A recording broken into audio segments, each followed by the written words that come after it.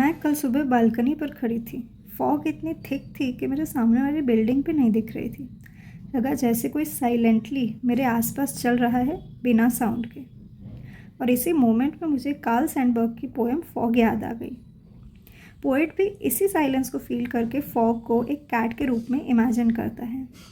Hello friends, welcome back to class crack. आज हम class 10 की एक बहुत ही short but surprisingly deep poem को क्रैक करने वाले हैं। ये पोएम सिर्फ 6 लाइन्स की है, बट ट्रस्ट मी, इस 6 लाइन्स में पोएट ने पूरे नेचर का एटीट्यूड, मिस्ट्री और इमोशन पैक कर दिया है। और आज मैं इस पोएम को आपकी लाइफ से कंपेयर करके एक डीप हिडन मीनिंग बताने वाली हूँ जो ज़्यादातर लोग बताना भूल जाते हैं। So stay tuned till the end of this video. चलिए अब हम पहले पोएम को रीड करते हैं। The fog comes on little cat feet. It sits looking over harbor and city on silent haunches and then moves on.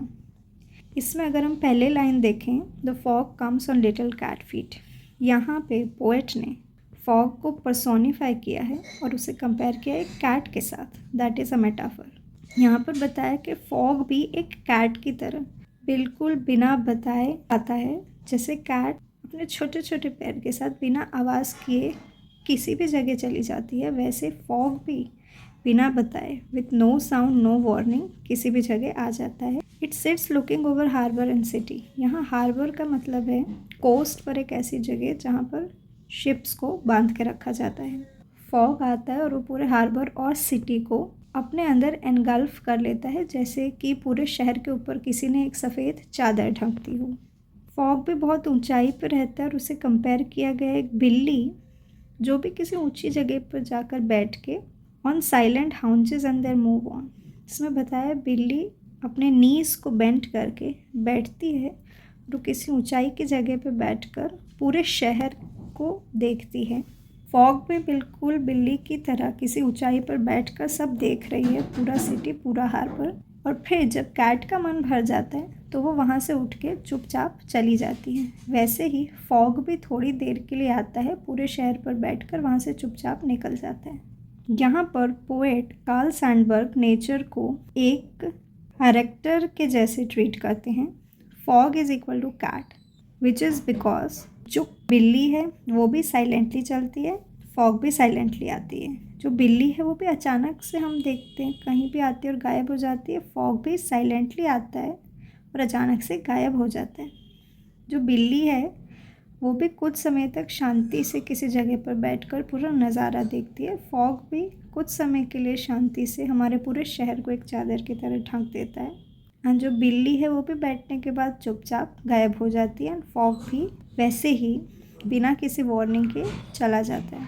इस poem का magic है पर्सोनिफिकेशन, जिसमें पोएट ने नेचर को भी एक लिविंग बीइंग बना दिया है।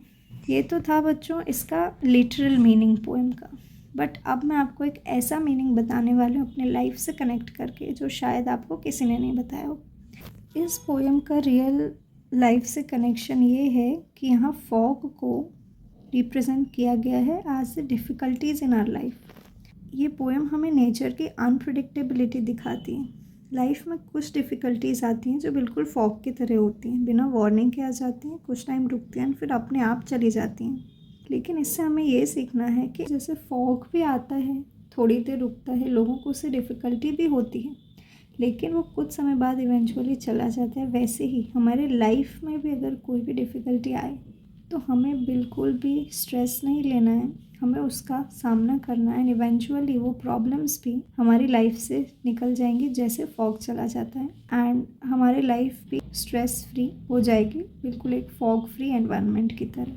सो ये है बच्चों हमारा deep hidden meaning which is very important in our life, और ये एग्ज़ाम में भी बहुत इंपॉर्टेंट है। This will give you extra marks अगर आप ऐसा लिखें कि here fog is compared with the difficulties in our life.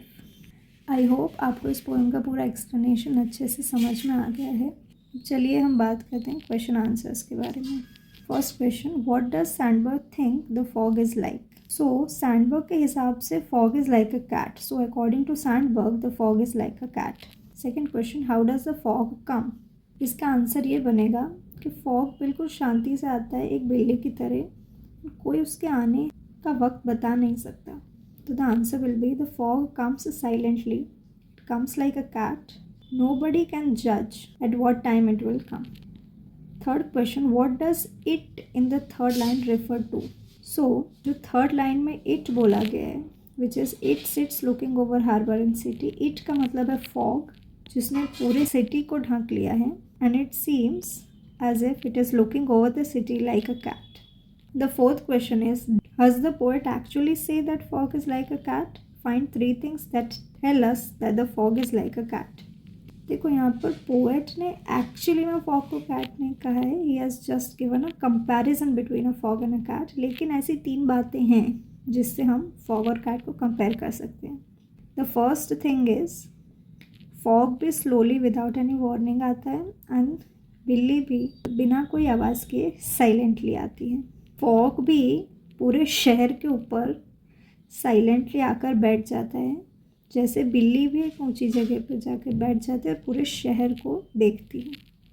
Fog भी कुछ समय रह के चला जाता है. It stays for some time and then goes away, same way as a cat sits and then goes away after some time.